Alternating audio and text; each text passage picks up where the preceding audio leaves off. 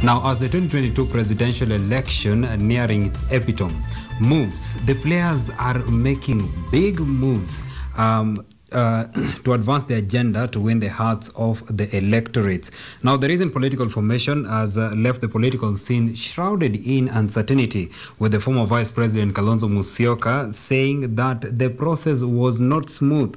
And he says during that coronation of Raila Odinga that they have no idea of what they signed during that coronation exercise. Meanwhile, the other big political house, UDA, is also in battles of who will play the second fiddle for the DP, Dr. William Ruto.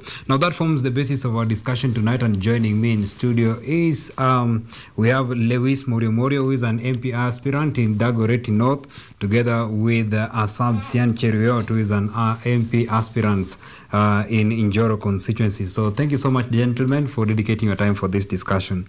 Yeah.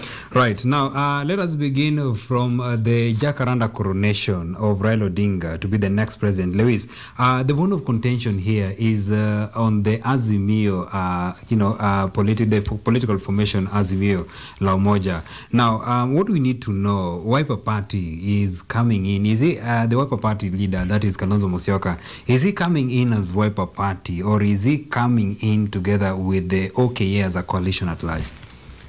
Thank you so much, Omondi, for the invitation. And I'd really like to take this opportunity to wish all the best to all candidates nationally, and also in particular Dagoretti North constituency secondary schools. So to answer your question, I'd refer to what the Register of Political Parties and Derito had to say yesterday on the same.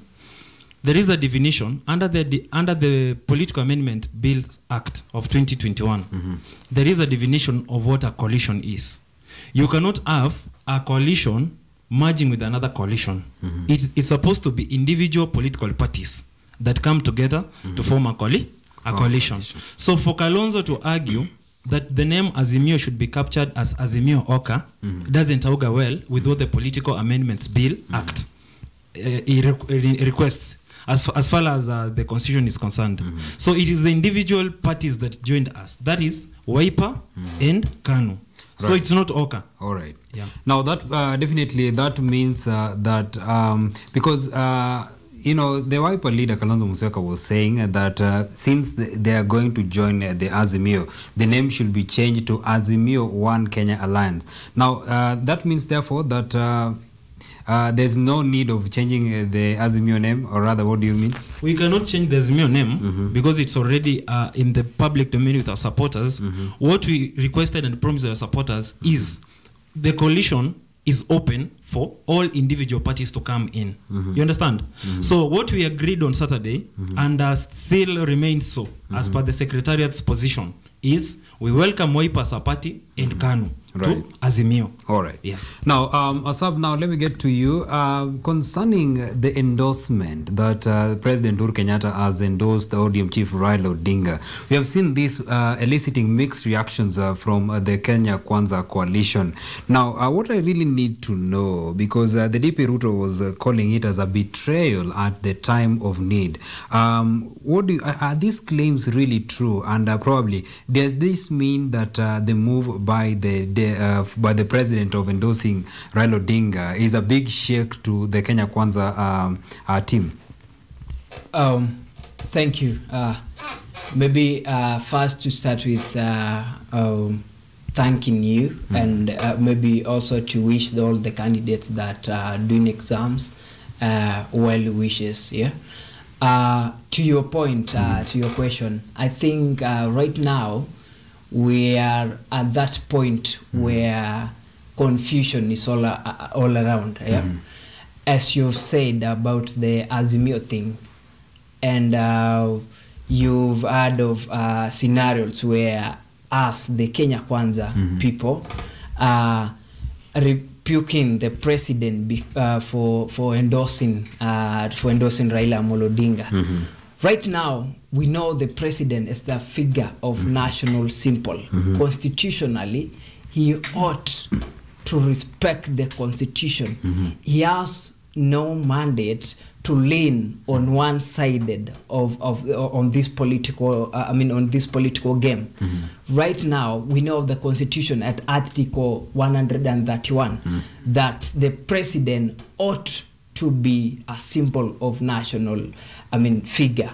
Right now we know the president is here pushing on the State House project. That's Raila Odinga.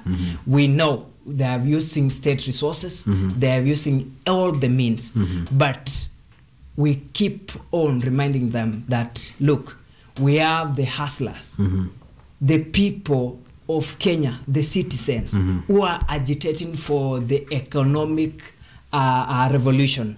They wish to propel their candidates. They wish to push their hustler up to the State House. But those people on the other side, on the other end, that's the president and the likes of Kalonzo Musyoka, they are only interested in their selfish interests. Right. They're interested in pushing their interest of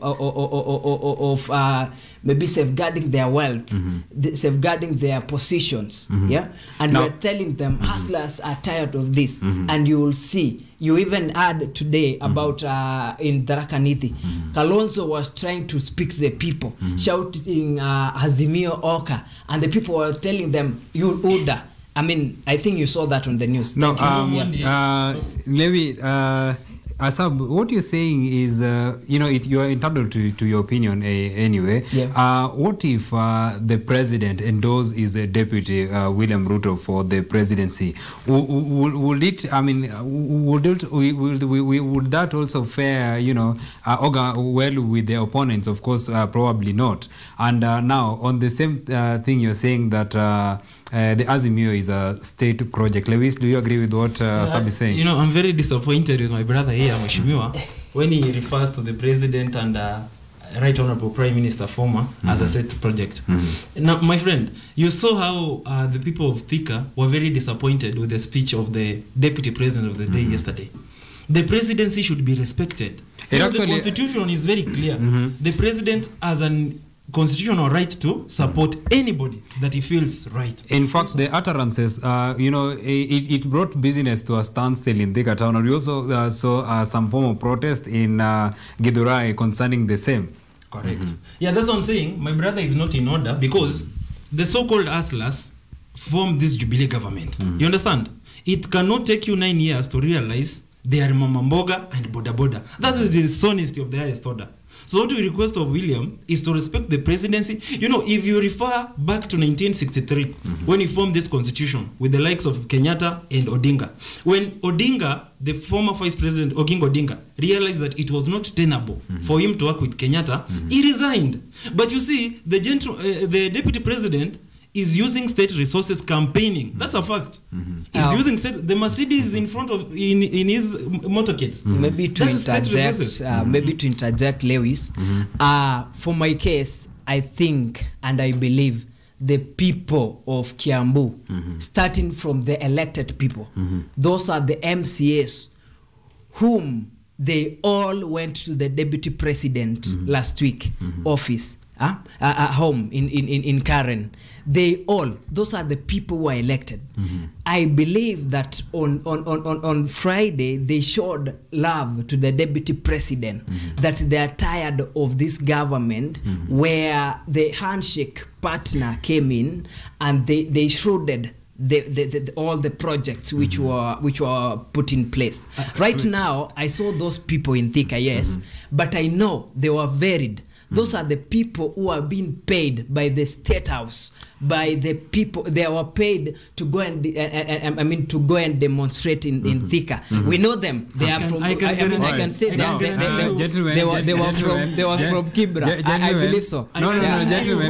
It's not an order. I can guarantee you, gentlemen, it will be only not even 2 MCAs will make those that William Ruto is receiving in current. In fact, he can even receive himself on a daily basis. Yeah, and Gentlemen, remember now, he received a slot from Meru to Gentlemen, now Tharaka let us get away from that. Yeah. Now, Lewis, let me go to you. Now, Deputy President Dr. William Ruto is on record saying that the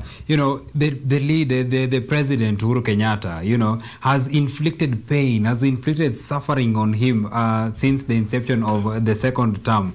Now, do you agree with these statements, or is it probably that the Deputy President is seeking some form of public sympathy from the public or something? Let me say, I'm a very disappointed Kenyan as the Deputy President of the day. When you go to a rally in the stronghold, rather home of the President of the day, that you formed a joint government with, and say, for the past 4.5 years, it has been mystery. Really? You had an option to retreat. Why did it take them all this while for a campaign period to pronounce such a statement? In fact, after Kalonzo had opted to join us. These people are trying to create some kind of emotions in the voters, rather the public, so that in an event election doesn't go well with them, they claim that it was a state project, that's why it was influenced. So it is very unfortunate for the Deputy President of the day to say for the past 4.5 years he has been inflicted with pain. He has been calling the President his brother. You understand? For the first time in public, William Ruto called Uhuru Kenyatta names yesterday, but he has been calling him his brother. Why now? That's the question of the day. There's dishonesty. There's dishonesty. Now, Asab, on the same note, we saw when the Deputy President actually went to United States of America, and he extended the visit to the United Kingdom.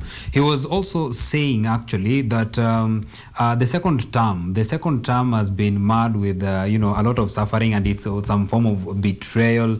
Why is it so? Because the Deputy President, being the second in command all those time from 2017, going by what Lewis has said, that he had the option of probably resigning, but he didn't resign. Why all this coming at this particular time? I want us to stand at this first. The Deputy President, William Samoei Ruto, was elected by the people of Kenya. The story or the dream of him resigning does not negate of the suffering. You might suffer while serving your people who elected you, and that does not need you to resign in any way. One, I need my friend here to be factual at least. We know that the Deputy President, after the second term, he has been disrupted. He was, Uhuru Kenyatta tried to reduce his powers, which was taken to court, and later on it was reinstated. But Uhuru did not respect the court order of reinstating all the powers. William Samoei Ruto, his people suffered a lot. We know that the committees in the parliament were pushed away. We know that the committees and even the majority whip, the majority leader in the Senate were chased away. They were treated unfairly by this government just because of leaning on the side of the Deputy President. But we actually, know that the President... Asab, maybe to intercept you on that, we saw this whole thing, these were unfolding actually when after the handshake, actually, when now Deputy President in a way was walking out of the government. He formed his the UDA, and now leaders that were allied to him now started walking out. But they were elected on a joint ticket actually in the Jubilee coalition. Now, if they're walking out of the party that brought them into office, don't you think that would be it was tentable, of course, for them to be some of these positions being taken away from them? And that's why I was elaborating on the suffering, but I don't want to dwell much on that. What I'm trying to say is that the President did not respect that constitutional office of the Deputy President. He might not, respected the William Samoei Ruto, but he ought to have respected the constitution, which is a strong, I mean, it's the supreme law of the land. He has to respect that office. Secondly, we know that the deputy president has been strongly in the ground. That made the president feel threatened. We know that the president was planning to safeguard his wealth, but not through the deputy president. He knows that he's much stronger in terms of believing in the democracy, in terms of believing in the people's interest, than the power and the positions and the wealth of these I can call them dynasties. And the president was feeling insecure of the deputy president, and that's why it started escalating all the suffering to the deputy president. Now, but we don't want to dwell on that, because we know by this year August we will be in the State House anyway. Like my brother, give me the definition of suffering. You understand? Yeah. When you say that the deputy president has been suffering and has been moving for the past 9 years campaigning, what kind of suffering are you telling us? You can look Kenyans into the eye and say the deputy president is suffering. Now, moving around the country, and you know the president was very clear on this. We don't do, work is not done on top of vehicles in terms of rallies. It's done in offices, policies. You understand? And the deputy president is not ready for that conversation. Now, let's carry that for another day. Now, concerning the Jacaranda rally, Luis, we saw what happened actually, but then there are looming questions of transparency of the whole thing, because the former Vice President Kalonzo Musyoka was saying actually that they have no idea of what they signed in for, and actually we are seeing also that some members of the One Kenya Alliance coalition snubbed the event. They were not present at that event. Now, people outside here are calling this, was already started terming this as political conmanship. What's your take on this? I think that's a very unfortunate statement, because the process of forming a coalition is on a willing basis. You understand? At no point did we coerce a political party, rather an individual, to join Azimio. We welcome the former vice president, and you witnessed in Jacaranda. He confessed and said for the third time is going to support the former prime minister, who's now a candidate. So if you follow keenly the events that unraveled today, the former deputy president, the former vice president, Kalonzo Musyoka, and Gideon Moi, senator for Baringo, they were in Tharaka-Nithi today. And this thing is all about eliciting emotions in the media and stuff. But if you follow the latest event, we had the two. Gideon Moi, the Kanu chairman, and Kalonzo Musyoka in Tharaka-Nithi. And they were campaigning for our Azimio candidate. So I have any concern whatsoever. Right. Now, let us get away from that now, because for the interest of time now, Asab, I want to throw a question to you actually. Now, concerning who plays the second fiddle in the Kenya Kwanza, we have seen actually Senator Malala saying that the deputy president for the Kenya Kwanza must come from the western region, and then we heard what Irungu Kangata was saying, Senator Irungu Kangata was saying that the deputy president must come from the Mount Kenya region. Which way for the Kenya Kwanza? For me, before I answer your question, allow me just some seconds to answer the thing on the Azimio. We believe, and I strongly believe, that Kalonzo Musyoka is somehow biologically weaker. He was being enticed politically. He has been cheated, not once, not twice. In 2013, in 2017, we've seen Raila Odinga taking him for granted. In this time round, Uhuru Kenyatta enticed him politically. And we know that Uhuru right now is playing a politics of deceit and conmanship. And even right now, Raila Odinga is repeating the same. He's used to conning these other guys, and Mudavadi had a way to escape to our side. Now, to my point on Kenya Kwanza, we have Mudavadi who has escaped from being being cheated on the other side, and he's here now. Musalia Mudavadi agreed with Kenya Kwanza people, I mean the leaders, that we are forming a formidable government based on the economic model, economic approach, and economic development. I mean, we are dealing with common manage first. In Kenya Kwanza, we are saying, let us focus on the people. Let us focus on bringing this seat to look for the interest of the people. We are not talking about the positions. In as much as we need positions, we know we need the deputy president. You're not talking about the positions.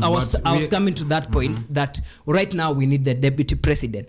But in Kenya Kwanza, we have agreed that this time round, let us come together, deliver this. We know that Mudavadi was told. Malala is just trying to choke around. I mean, he knows. I mean, he soberly knows that the deputy president is coming from a position where it was told in that first meeting. And right now, you saw Malala today. He was at Karen. I know it has been sorted out. You don't have even to that's get an assumption on Monday, Right. and that's an assumption. And I'd like to clarify something, my brother. We are sitting pretty as Azimio. We've welcomed the former Vice President Kalonzo Musyoka, not as our deputy president. All right. But that's our arrangement and our conversation for another day. But as for the conversation which is going on around Kenya Kwanza, I think we discussed this last week, and I told you, what do you expect of someone like Malala? I mean, trying to strike a deal. It's very unfortunate. You cannot come to my house without an agreement and then later on claim another agreement.